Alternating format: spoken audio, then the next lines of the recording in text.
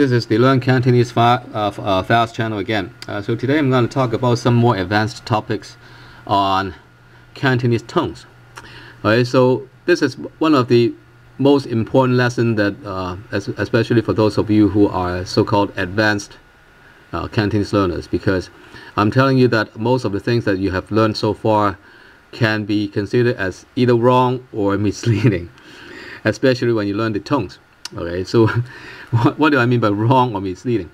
Well, one of the questions you may ask when you are learning Cantonese romanization is that, well, do I need to have the same pitch for DO1 and YN1? Well, DO1 is what? Well, first tone is what? Is the so-called high flat. Right? So the problem is how high is high. I mean, and how low is low, how middle is middle. That's the problem. Alright, so another natural question is, do I need to have the same pitch for the two words like do and yan? Well, let me tell you, it's much better for you to have the same pitch if you have the same tone, right? But it is not necessary.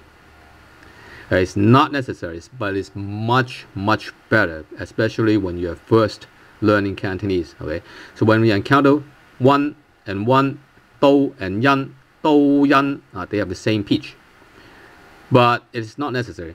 Now I'm going to show you why it's not necessary. Right? So for example, I have 5 words. Right? I need to have these 5 words to do a demonstration. Do, tone 1, yan, yan, yan, yan, yan, yan. Tone 1, yan, yan, yan. Yan, yan, yan, yan, yan, yan. Tone 3. Alright, so do means knife, yan means because, yan means a stamp. Wai, yan, yan, yan, yan, yan, yan. Wai is tone 5. Wai.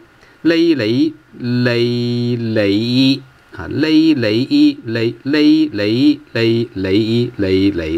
It's tone 4 and it's rising. Right. Alright, so if you set up a table, something like this, right? So you can pick up the right tone from here easily. Right? Do is tone 1, yan, yan, yan, and yan, yan, yan, yan, yan. Yan is tone 1, and wai is tone 5. Lei, it's tone 4. Let me warn you, I'm using the natural Cantonese romanization here. I'm not using something like Yut Ping or Sydney Lao, right? Because when you use Sydney Lao or Yut Ping's denotation of tones, you cannot analyze something like this, right?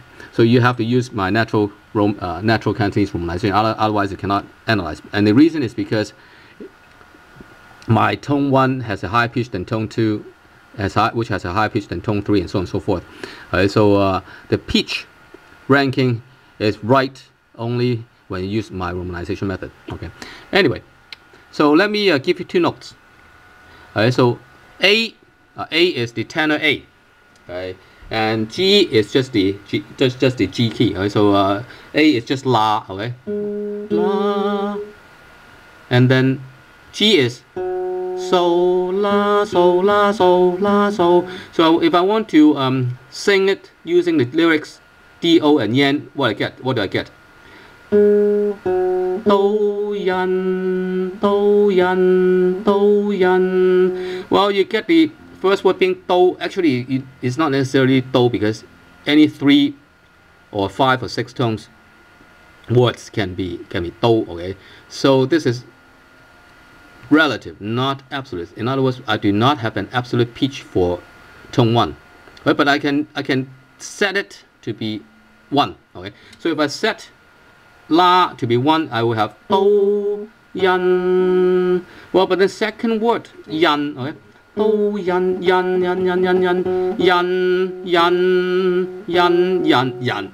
You can hear the ambiguity of the second word. Even if I fix the tone of first word, the second word I can pronounce yan or yan, right? Or the 5th tone, like yan, yan, yan, yan, yan, yan, or yan, right? Because 3, 5, and 6, they're all flat tones. Right, so, but then I'm not going to discuss it now, right? Because I have something more important to discuss. Right, so suppose I get 都印, okay? How about if I add 2 more notes, okay?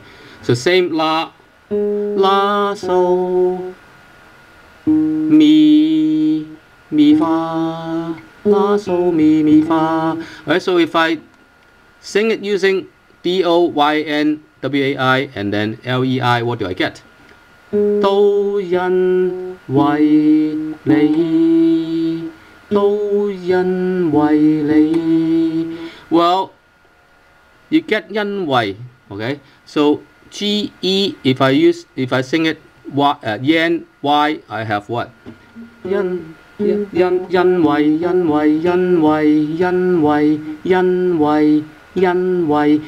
is because, exactly 因為. Well, but if you check the tones of the first and second words, you see 都 is tone 1 and 因 is also tone 1. But then obviously the pitches are different. So even though they have the same denotation of tone 1, they have different pitches. And the reason is because you have the third word being Y, and then somehow your brain, when your brain hears 因為, they'll combine it to form the meaning of because. Right? So they'll form the word, they'll combine the words 因為 regardless of the first word. In other words, 因為 because it has some meaning. Even though the tone of the pitch of 因 and the pitch of 都, they are different. It will discard the first word and then combine the second and third words. Right? So in other words, even though 都 and 因, they have tone 1, which is both high flat, they can be different in pitches. And the reason is because your brain, because of your brain. And what's the implication? Well, the implication is that the tones of adjacent words are extremely important. Right? And in the previous case, because of the third word, you actually combine the second and third word to form a meaning, which is because. Right? So the tone actually, well, is important, but then is also affected by the adjacent words. And the third point is, some Westerners, when they first encounter Cantonese, they somehow think that Cantonese is pretty monotonic. It's like mumbling, right? So it's like 你點解我今日依樣嗰樣? Okay? So it's like this is a dog, that is a cat. It's like monotonic. But then other Westerners, when they first encounter Cantonese, they'll think of Cantonese as being like singing, right? So how can it be monotonic and be like singing at the same time?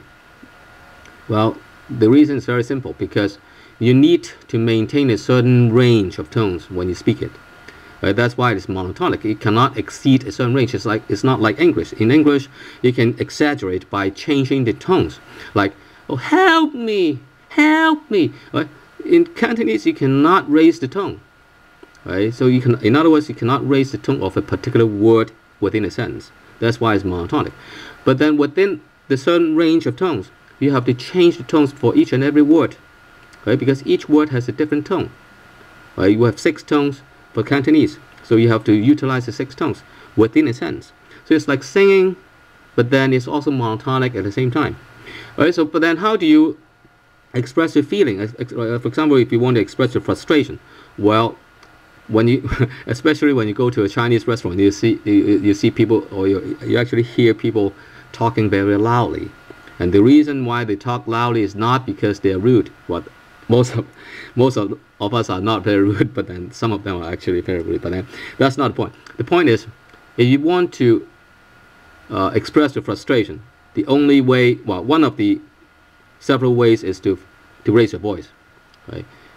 So that's why you hear a lot of people raising their voice in a restaurant, in the public, and so on and so forth. Right? They're rude, but then there is a reason. And then the second way that you can change your tone, or the second way that you can express your frustration, is by adding what I would call intonation modifiers. Some people call it 助語詞. In Cantonese, 助語詞. Right? Some people tend to think that 助語詞, the intonation modifiers, are not necessary, but this is wrong. Right? They are wrong. Right? intonation modifiers are very important in Cantonese. I'm going to show you another episode just to talk about intonation modifiers. Anyway, let me move on. So one very good way for you to learn Cantonese is to memorize phrases, especially the correct tones of the phrases. Right, for example, 因為. So if you know 因為, you already know the correct tones for two words. Right? So if you know the correct tones for two words within a sentence, then you can actually understand the word attached the word attached to the front and the word attached to the end of 因為 easily. Right? So for example, 你 has a lower tone than 為. Right? Sorry, 你 has a higher tone than 為. You cannot have a lower tone for 你. Okay? For example, you may say 因為離. Lei has a lower tone, so lei cannot be lei. Okay, so if you want to pronounce the word lei more correctly, you have to know something like 因為, whereas 因為你, lei has a higher tone than 為. Alright, so 因為 here serves as some kind of reference points. Alright, so there are reference points. So if you know more phrases, the correct tones for phrases, it's much easier for you to learn Cantonese. It's much easier for you to learn other Cantonese words.